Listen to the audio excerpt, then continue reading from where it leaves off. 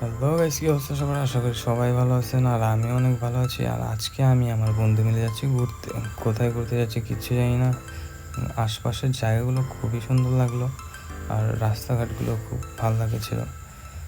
দেখতে দেখতে চলে আসলাম।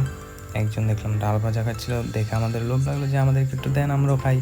দিল না, আর কি করার। এই কাণ্ড কারখানা দেখে আরেক ভাই আমাদের ভিডিও করতেছিল। তারপরে আর কি চলে আসলাম টিকিটপুর। এটা একটা মন্দিরে দর্শন করার জন্য ভিতরে চলে গেলাম। মন্দিরটা টোটালি একটু খালি খালি ছিল।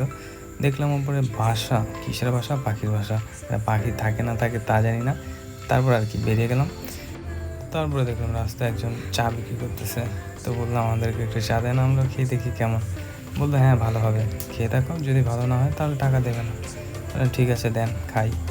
তারপরে কি চায় নিলাম। চায়ের ওয়েদারটা খুব ভালো লাগছিলো, চায়ে চুমুক দিলাম।